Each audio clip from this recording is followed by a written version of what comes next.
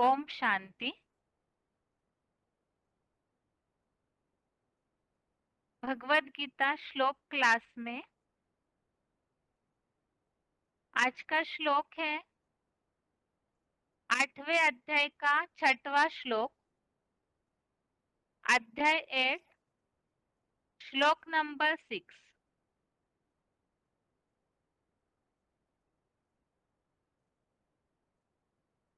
श्लोक है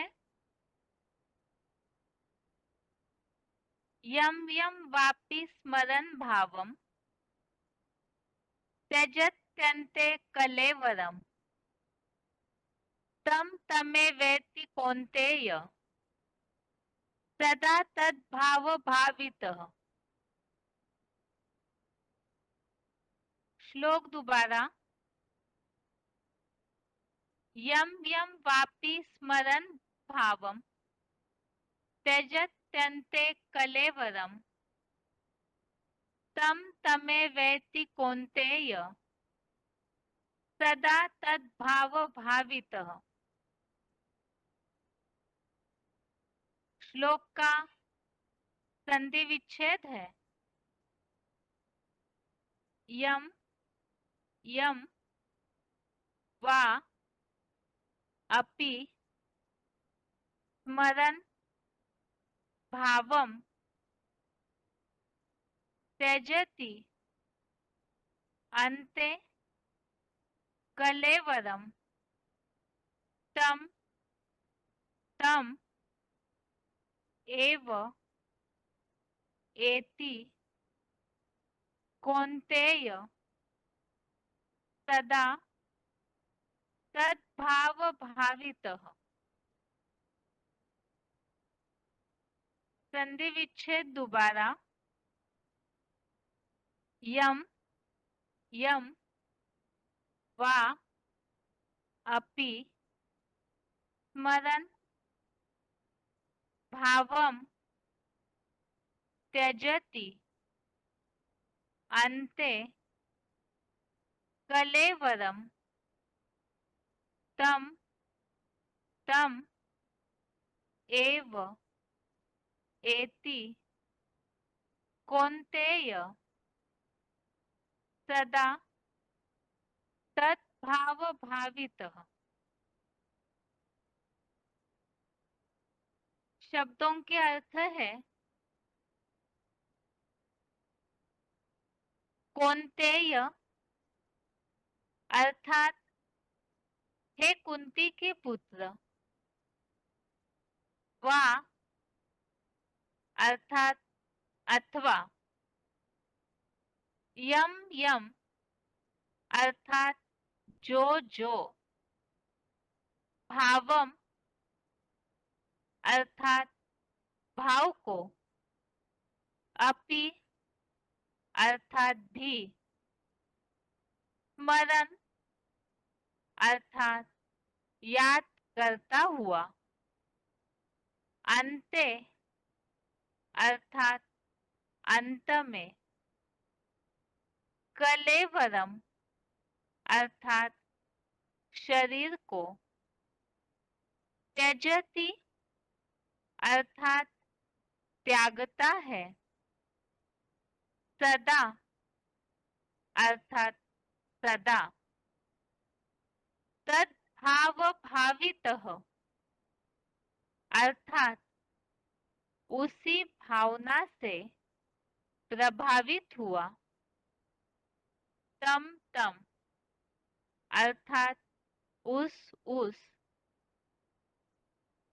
उसको, एव अर्थात ही, एति अर्थात पाता है। शब्दों के अर्थ दोबारा। कौन्तेय अर्थात हे कुंती के पुत्र, वा अर्थात अथवा, यम यम अर्थात जो जो, भावम अर्थात भाव को, अपि अर्थात भी, स्मरण अर्थात याद करता हुआ, अन्ते अर्थात अंत में, कलेवरम अर्थात शरीर को, त्यजति अर्थात त्यागता है, सदा अर्थात सदा, तद्भाव भावितः अर्थात उसी भावना से प्रभावित हुआ, तम तम अर्थात उसको, एव अर्थात ही, एति अर्थात पाता है। श्लोक का अर्थ है,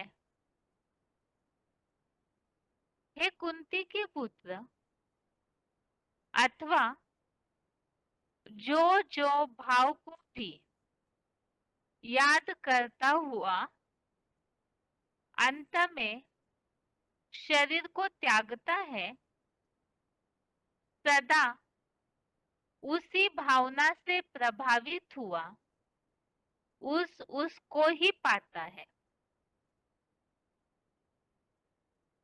तो श्लोक में जैसे बात का उल्लेख आया है, जो जो भी जिस भाव को याद करता हुआ अंत में शरीर छोड़ता है, तो वो उसी भावना से प्रभावित होकर उस भाव को ही पाता है। और इसी बात के लिए नीचे एक नोट के रूप में इसका सार भी लिखा है। जैसे स्त्री की याद में शरीर छोड़ेगा तो श्री चोला ही मिलेगा, इसीलिए अंतमते सो गते की कहावत प्रसिद्ध है। जैसे कि इसके पहले श्लोक में एक उल्लेख आया था, जो अंत काल में अव्यभिचारी होकर याद करता है भगवान को, तो ऐसे भगवान की याद में ही जो शरीर छोड़ देते हैं, तो जैसे राजाई भाव को पाते हैं, तो इसी तरह से यहाँ और एक बात बताई कि जो जो जैसे जैसे भाव को याद करते हुए शरीर छोड़ता है, तो उसी भावना से प्रभावित होकर के उसको ही पाता है। अर्थात जैसे श्री की याद में शरीर छोड़ा तो अगले जन्म में श्री चोला ही मिलेगा, क्योंकि अंतमते सुगते, ये तो एक सामान्य नियम बताया हुआ है। और इसी बात में और एक गहरा अर्थ बताया है, जो कि क्लैरिफिकेशन वाले अर्थ में है। तो क्लैरिफिकेशन वाला अर्थ है, हे देहभान हरिणी कुंती के पुत्र, अथवा जो जो संबंध के भाव को भी अर्जुन रथ में याद करता हुआ अंत में शरीर या देहभान को त्यागता है, तो सदा उस जन्म में उसी भावना से प्रभावित हुआ उस संबंध के भाव को ही पाता है। यहाँ एक तो है आत्माओं का आपस में अपना संबंध, तो जिन्होंने जीवन भर जिनका संग किया होगा, तो अंत में वो याद जो बुद्धि में छपी हुई रहती है, तो उसी आधार से अगर शरीर छोड़ते हैं तो वही गति प्राप्त होगी। तो इसी तरह से जो भी जिस संबंध से जैसे कि भगवान के लिए तो भक्ति मार्ग में ये बोला जाता है।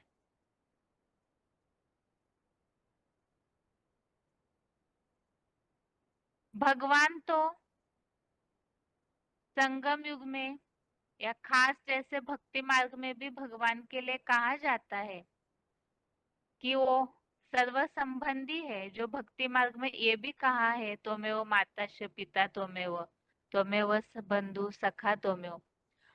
तो इस आधार से जब भगवान संगम युग पर सृष्टि पर आते हैं तो उनसे जो जिस संबंध के भाव से अर्जुन रथ में अर्थात जिस मुकर्रर तन में परम पिता कार्य करते हैं, तो अर्जुन का रथ में शिव बाबा को अर्थात परम पिता को याद करते हुए, जो कि साकार में निराकार की याद बताई जाती है, तो ऐसे याद करते हुए जो अंत में शरीर या देहभान को त्यागता है, तो उसी आधार से उस जन्म में उस भावना से प्रभावित हुआ उस संबंध के भाव को ही पाता है।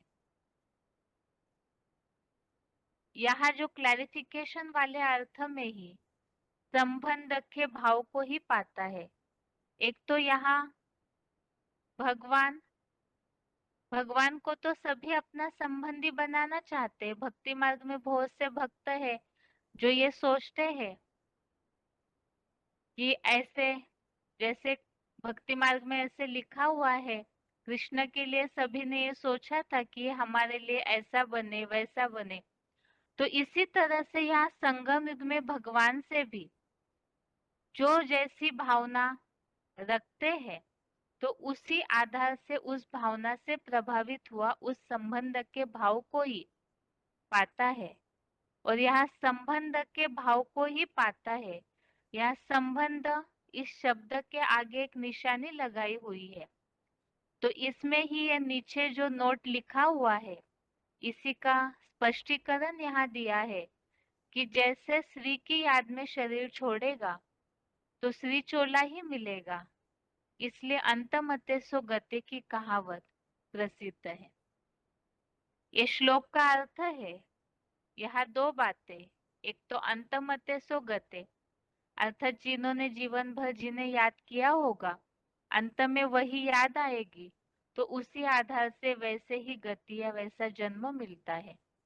और दूसरा, भगवान से जो अर्जुन रथ में याद करता हुआ जैसे जैसे संबंध जो जोड़ते हैं, जैसे जैसे संबंध की अनुभूति संगम युग में सोचते हैं, तो उसी भावना से ही प्रभावित होकर उसी संबंध को पाते हैं। ये श्लोक का अर्थ है। श्लोक का अर्थ और सही रीति समझने के लिए जो मुरलियों में क्लैरिफिकेशंस आए हैं, उसके द्वारा सुनते हैं, समझते हैं, लेकिन उसके पहले श्लोक का उच्चारण।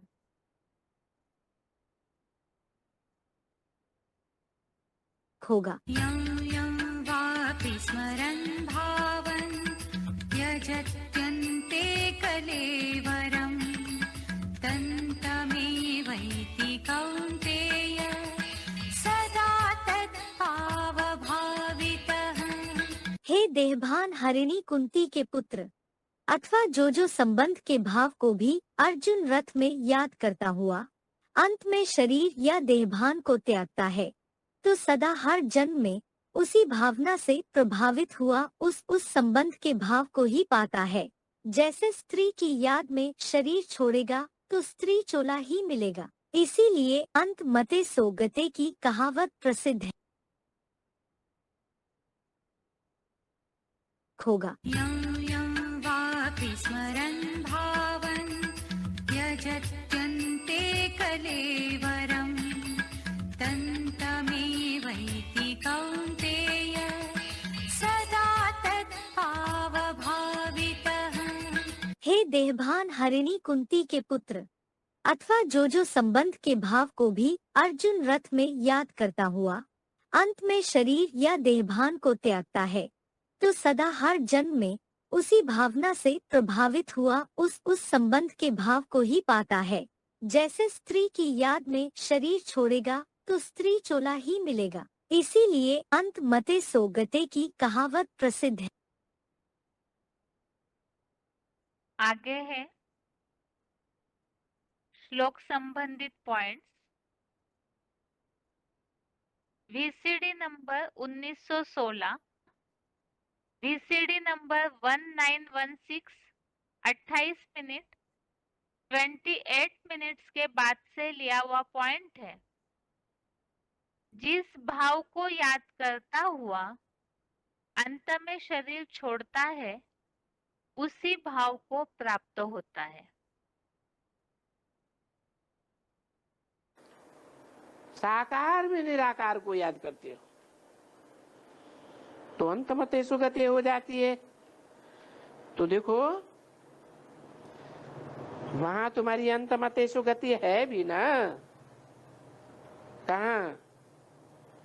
नई दुनिया में तुम साकार शरीर में रहते हुए भी निराकार आत्मा को याद करते हो ना, कि नहीं याद करते हो?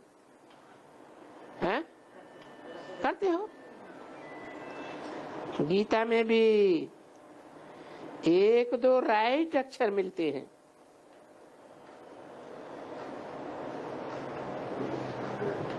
बाबा ने कहा है ना कि शास्त्रों में जैसे आटे में लून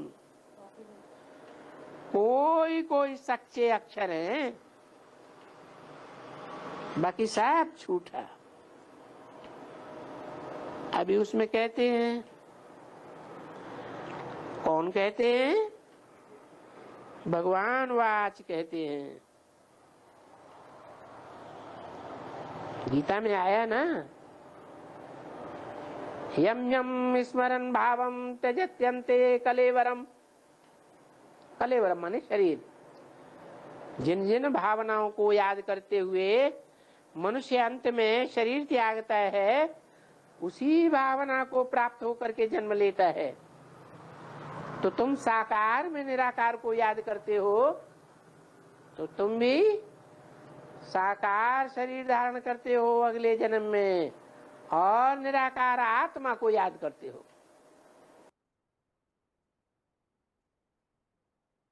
आगे है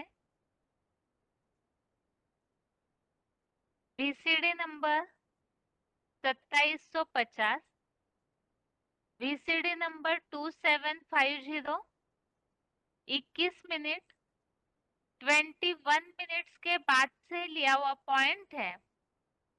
जिस भाव को याद करता हुआ अंत में शरीर छोड़ता है उसी भाव को प्राप्त होता है।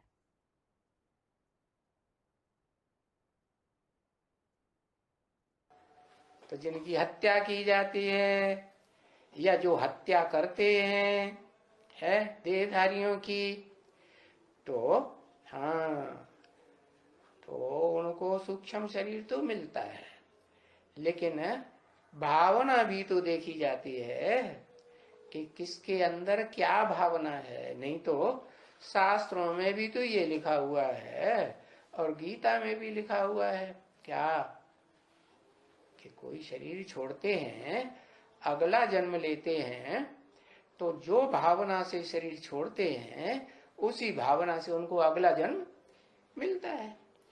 जैसे लड़ाई लड़ने वाले, कोई युद्ध में, युद्ध भूमि में लड़ाई लड़ने वाले हैं, उनका किसी ने सर काट दिया है, तो क्या मार दिया ना, तो सूक्ष्म शरीर मिलेगा या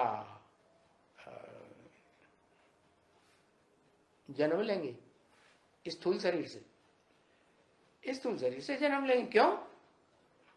क्योंकि उसने लड़ते लड़ते शरीर छोड़ा। मारने वाले ने भले मार दिया, लेकिन उसकी मरने वाले की भावना क्या थी? हम किस लिए लड़ाई लड़ रहे हैं? अपने देश की सुरक्षा के लिए लड़ाई लड़ रहे हैं। तो देश की सुरक्षा के लिए लड़ाई लड़ रहे हैं, ये अच्छा काम हुआ या बुरा काम हुआ? अच्छा काम है। नहीं तो देश आधीन बन जाएगा, पराधीन हो जाएंगे।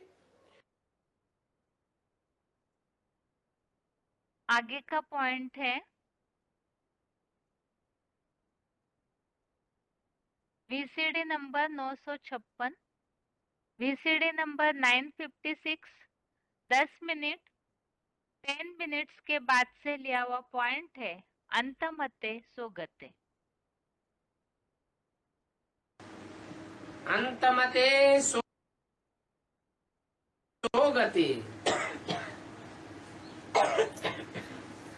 इस जीवन में अंतिम श्वास में जहाँ गति हो जाएगी बुद्धि की, वो जन्म जन्मांतर की हमारी मति बन जाएगी, गतिशील हो जाएगी आत्मा, वहीं जाकर के पहुंचते हैं।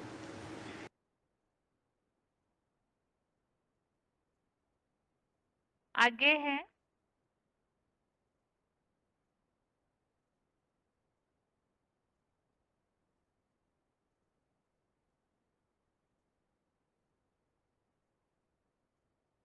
आगे का पॉइंट है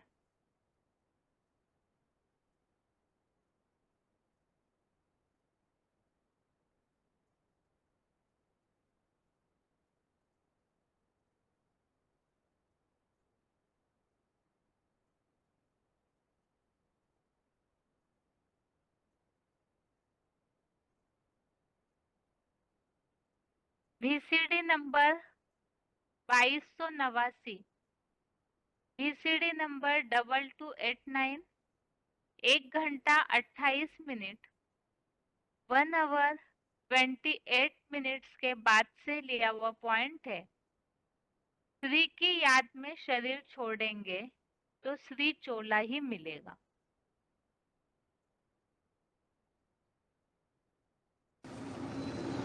और कर्मेंद्रियों में भी सबसे प्रबल कर्मेंद्रिय कौन सी है?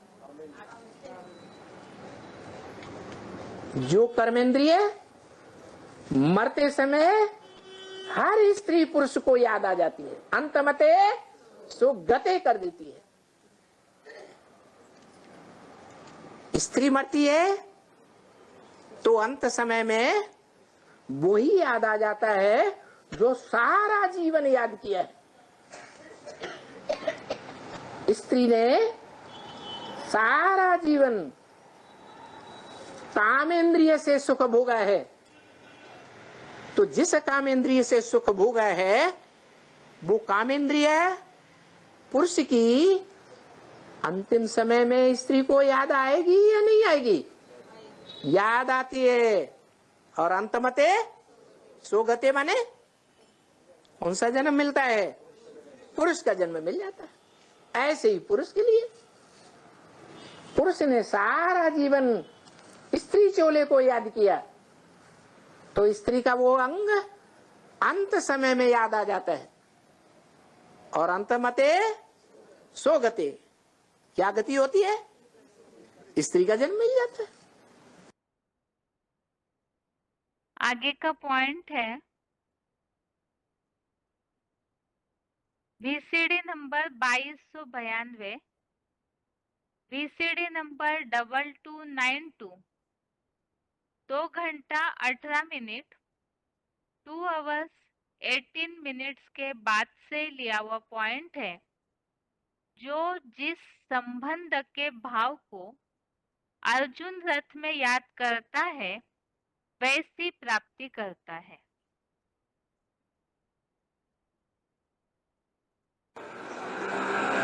अव्वल नंबर का महामंत्र है त्वमेव माता च पिता त्वमेव। एक शख्सियत कौन है? कौन? शिव अकेला नहीं। शिव अकेला कहेंगे तो बाप है, बाबा नहीं है। मेरी बिंदी का ही नाम शिव है। वो सिर्फ आत्माओं का बाप है, दूसरा कोई संबंध नहीं बनता।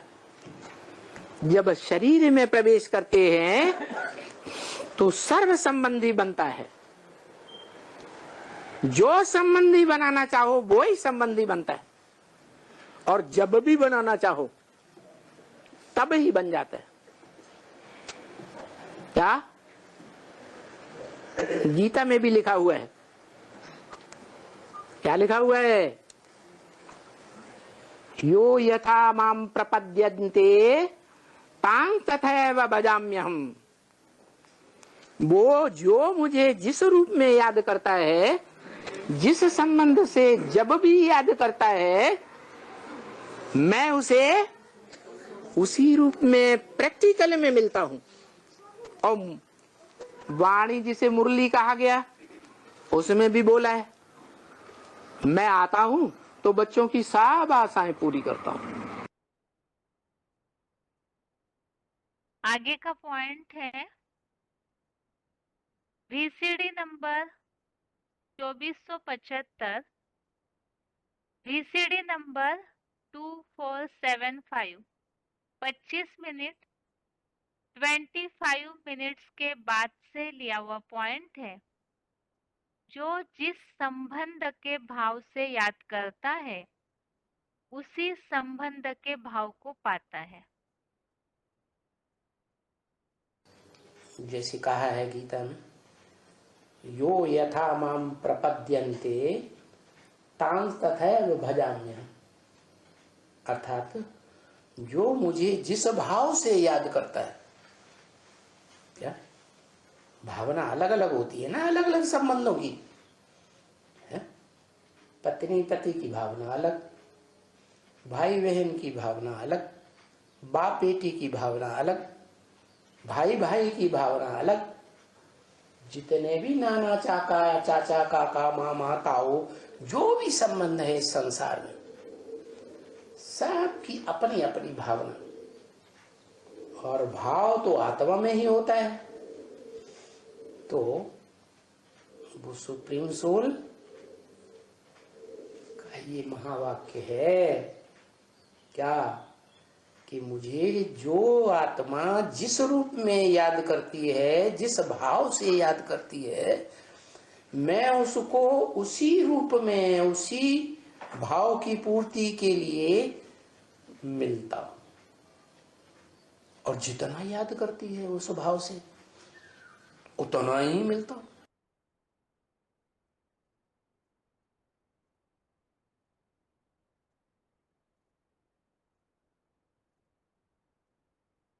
इस तरह से ये हो गए श्लोक संबंधित पॉइंट्स।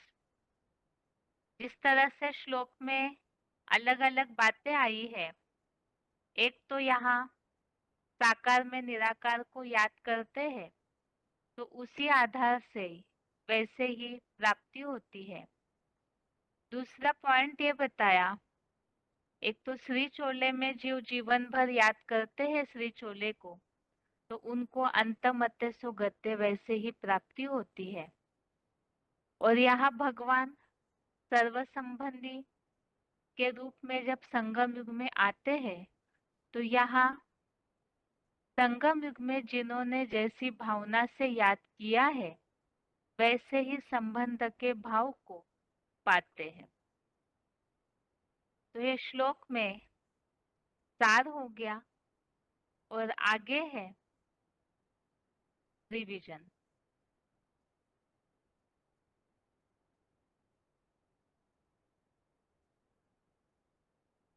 सोमवार के श्लोक टेस्ट के हिसाब से श्लोक नंबर है अध्याय 6 का 29 से लेकर 32 तक श्लोक,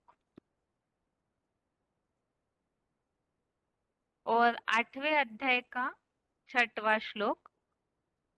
सोमवार श्लोक टेस्ट के लिए श्लोक नंबर अध्याय 6 श्लोक नंबर 29 से 32 तक, और अध्याय 8 का श्लोक नंबर 6। पहला श्लोक है 29वां, श्लोक नंबर 29। श्लोक है सर्वभूतस्थमात्मानं सर्वभूतानि चात्मनि ईक्षते योगयुक्तात्मा सर्वत्र समदर्शनः। अर्थात परमपिता परमात्मा की याद में लगी हुई आत्मा सर्वत्र समान भाव होकर,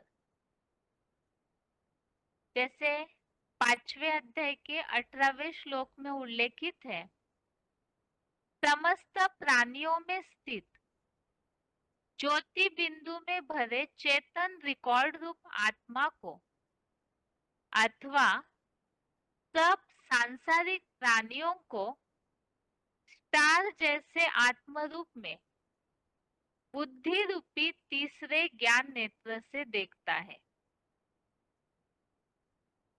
तो इसके पहले के श्लोकों में जैसे कि हमने टॉपिक देखा था, अतीन्द्रिय सुख की प्राप्ति के लिए जो आत्मा में ही संतुष्ट होते हैं और परमात्मा में ही संतुष्ट होते हैं,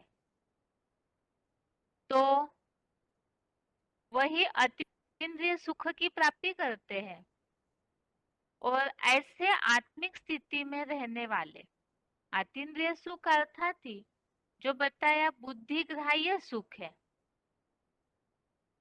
तो जो ऐसी आत्मिक स्थिति में पूरी तरह से स्थित हो जाते हैं, तो ऐसों के लिए आगे निशानियां बताई है, जैसे कि इस 29वें श्लोक में बताया कि जो याद में लगी हुई आत्मा है वो सब जगह समान भाव से समस्त प्राणियों में स्थित आत्मा को ही देखती है और सब सांसारिक प्राणियों को भी आत्म रूप में देखती है, जिसमें बताया कि प्राणियों में स्थित जो रिकॉर्ड है आत्मा का, अर्थात आत्मा अपने रिकॉर्ड अनुसार जो पार्ट बजाती है तो उसी अनुसार उनको देखती है और बुद्धि नेत्र से सबको आत्मिक स्थिति से, आत्मिक रूप से ही देखती है। तो ये है जो पूरी तरह आत्मा और परमात्मा में ही यादमग्न होकर के संतुष्टता की स्थिति में पहुंचते हैं, तो आत्मिक स्थिति वाली दृष्टि ही उनकी हो जाती है।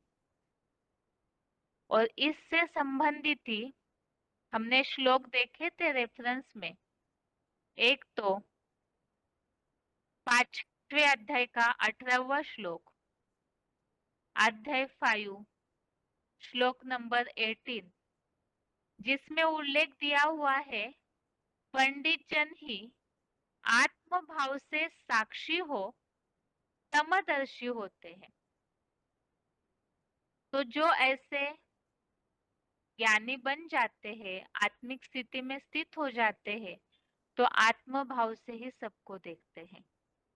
आगे का रेफरेंस श्लोक है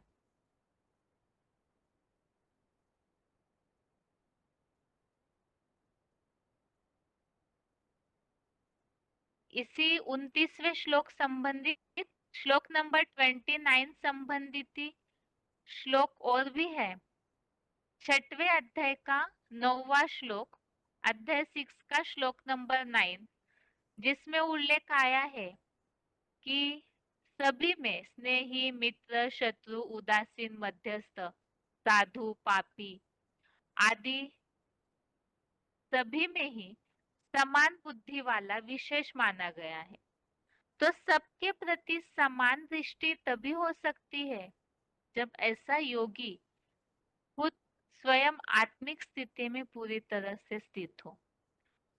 और 9वें अध्याय का 29वां श्लोक, अध्याय 9 का श्लोक नंबर 29, जिसमें उल्लेख है कि मैं सब प्राणियों में समान आत्मभाव वाला हूँ। तो इसी तरह से ही जैसे भगवान सब में समान भाव वाला है, तो ऐसे ही जो योगी है तो वो भी इसी तरह की स्थिति वाले होते हैं। और 12वें अध्याय का 4था श्लोक, अध्याय 12 श्लोक नंबर 4, इसमें भी उल्लेख आया हुआ है समदर्शी पने का। और जो ऐसे समदर्शी है वो सब प्राणियों के कल्याण में लगे हुए होते हैं। आगे है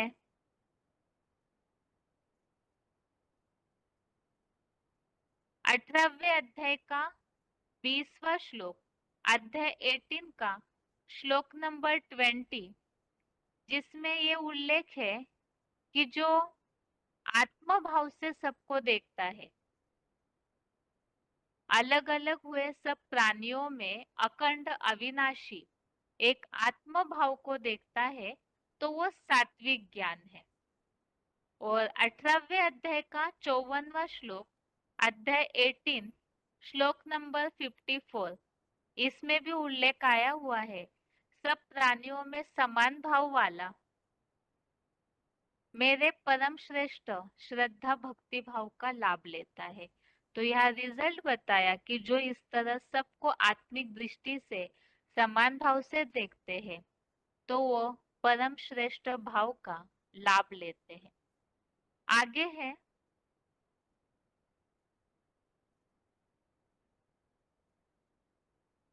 30वां श्लोक, श्लोक नंबर 30, यो मां पश्यति सर्वत्र सर्वं च मयि पश्यति तस्याहं न प्रणश्यामि स च मे न प्रणश्यति। अर्थात जो प्रेमी जैसा सर्वत्र मुझे देखता है और बीज में वृक्ष जैसा मुझ शिव बाबा में सबको देखता है, अर्थात आत्मा सो परमात्मा के अज्ञान से दूर है, मैं उससे कभी दूर नहीं होता और वह खास पुरुषोत्तम संगम में मेरे से भी अदृश्य नहीं होता। तो इस श्लोक में जो बात बताई कि जो ऐसी पूरी तरह आत्मा और परमात्मा में ही संतुष्ट होने वाली आत्माएं हैं, तो उनके लिए बताया कि वो सब जगह मुझे अर्थात भगवान को ही देखता है। और जैसे बीज में वृक्ष, इस बात का ज्ञान तो सभी को है कि बीज में सारा झाड़ समाया हुआ है, तो इसी तरह से बीज अर्थात शिव बाबा में ही सारे वृक्ष को देखता है। तो ऐसी स्थिति वाला जो है उससे भगवान कभी दूर नहीं होता और वो भी भगवान से कभी दूर नहीं होता। तो भक्ति मार्ग में तो ये कहा जाता है, जिधर देखूं तू ही तू। उन्होंने इस बात को सर्वव्यापी के रूप में लगा दिया, लेकिन वास्तव में यहाँ बात है कि यहाँ भगवान की याद में, शिव बाबा में याद मग्न जो स्थिति वाले हैं, तो उनकी स्थिति बताई कि वो बीज में ही सारे वृक्ष को देखते हैं और उनसे कभी भी शिव बाबा भगवान दूर नहीं होते। इसी श्लोक को समझने के लिए रेफरेंस श्लोक हमने देखे। 13वें अध्याय का 30वां श्लोक, अध्याय 13 श्लोक नंबर 30, इसमें बताया है जब प्राणियों की आकृति में भिन्नता को सृष्टि के एक बीज आदम में उपस्थित विराट पुरुष को देखता है, तो सृष्टि का बीज वो है आदम, अर्थात ही जो मुकर्रर तनधारी है।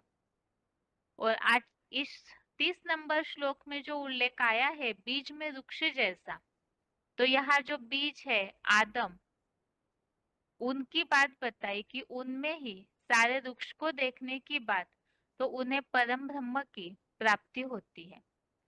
आगे है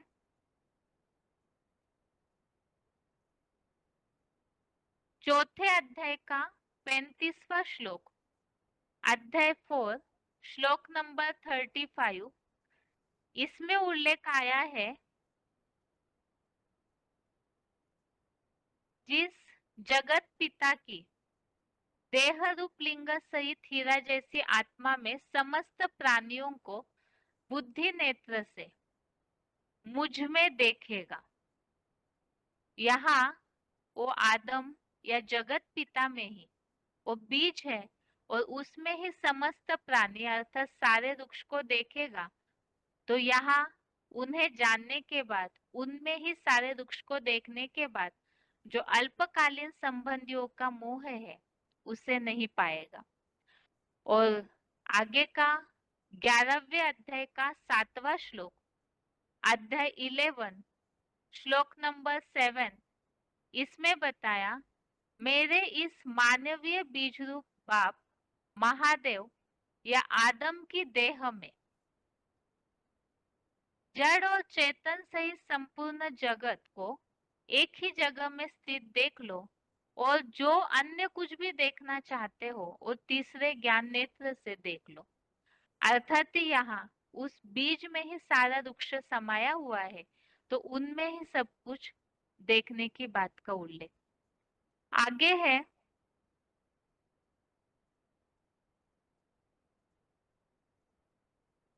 31वां श्लोक, अध्याय 6 का श्लोक नंबर 31। श्लोक है, सर्वभूत स्थितम यो माम भजत्येकत्वमास्थितः सर्वथा वर्तमानोऽपि स योगी मयि वर्तते। अर्थात पुरुषोत्तम संगम के मुकर्रर अर्जुन रथ में एक व्यापी परमपिता शिव को जो योगी सब प्राणियों में नंबरवार योग ऊर्जा से स्थित मुझे भजता है, वह श्रेष्ठ योगी सब प्रकार से व्यवहार करते भी मेरे परम पार्थधारी हीरो परमात्मा रूप दिल में है।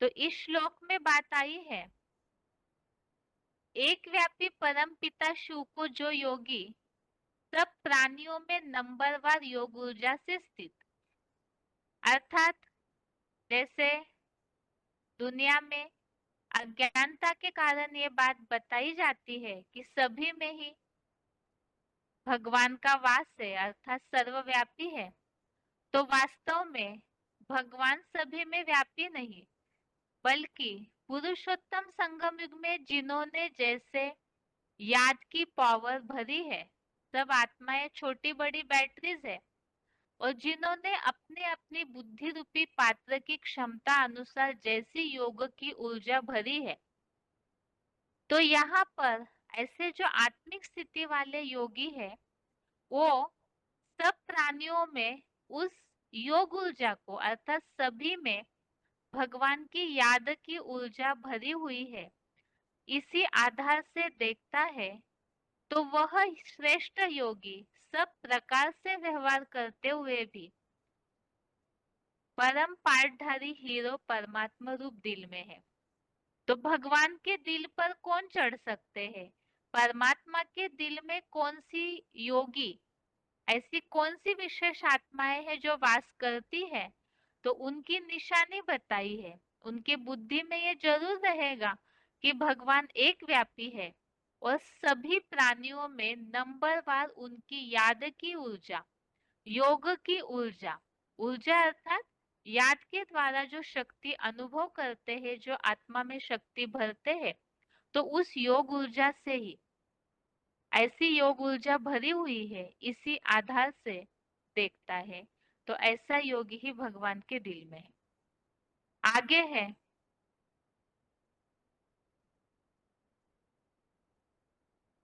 इस 31वें श्लोक संबंधित रेफरेंस श्लोक, 18वें अध्याय का 61वां श्लोक, अध्याय 18 श्लोक नंबर 61।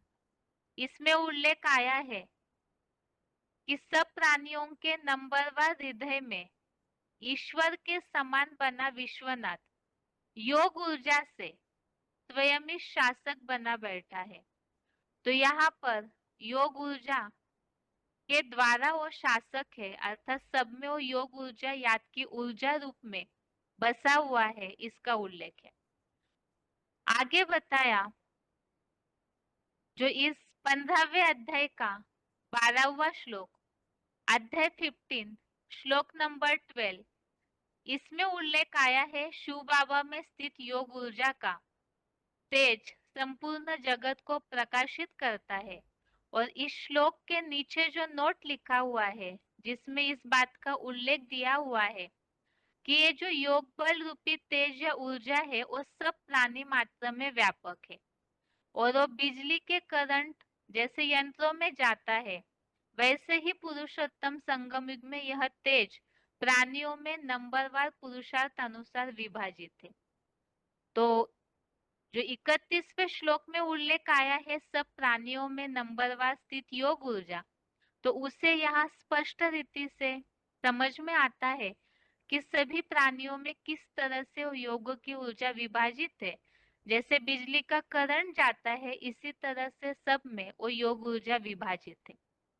आगे 10वें अध्याय का 42वां श्लोक, अध्याय 10 का श्लोक नंबर 42, इसमें बताया है संपूर्ण जगत को अपने योग ऊर्जा भंडारी महादेव के एक अंश मात्र से टिका कर पुरुषोत्तम संगम युग में स्थित हूँ। आगे है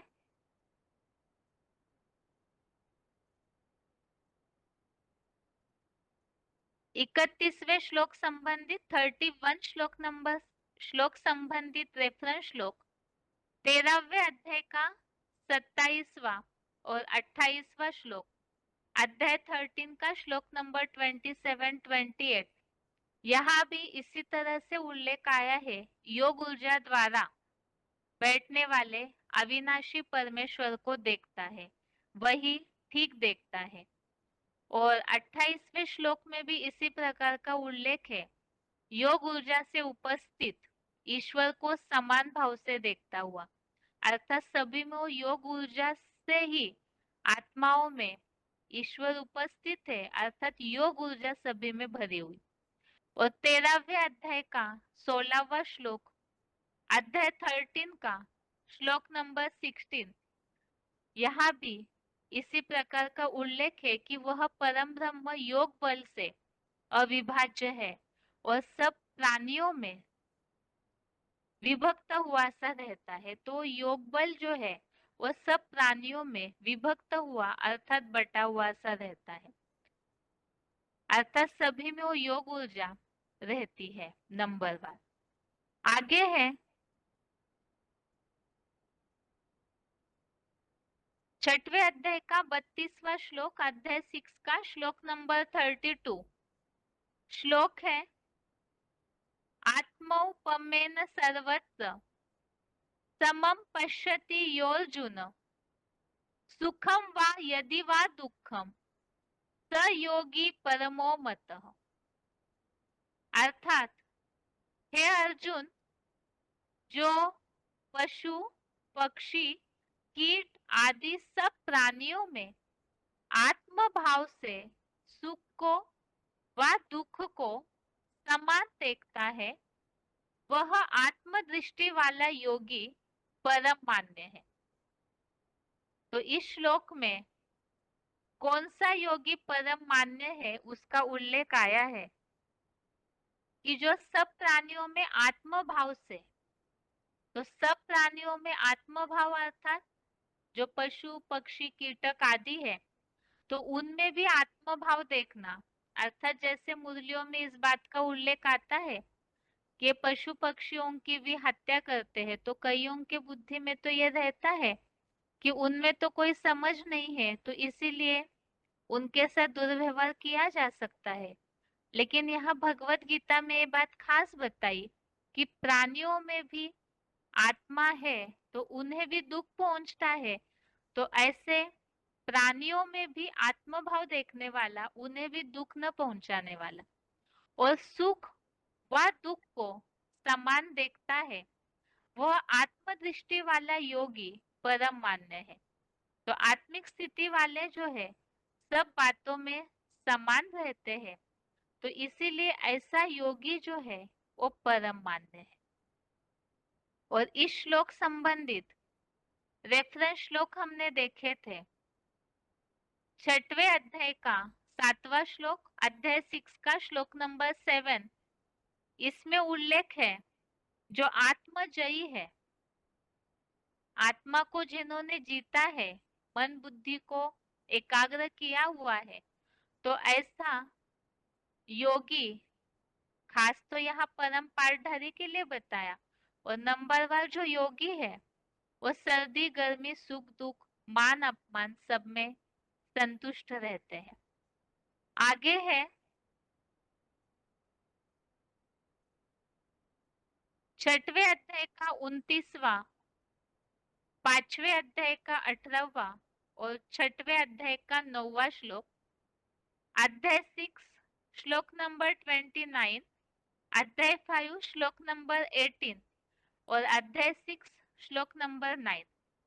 ये सारे श्लोक हम इसके पहले भी देख चुके हैं, और इन सारे ही श्लोकों में जो आत्मिक स्थिति वाला है, पंडित जन समदर्शी होते हैं, और जो आत्मिक स्थिति वाला सबको समान देखने वाला ही विशेष माना गया है, और ऐसे जो याद में रहने वाला है वही सबको आत्मिक स्थिति से ही देखता है, आत्म रूप से ही देखता है। इन बातों का उल्लेख है। आगे है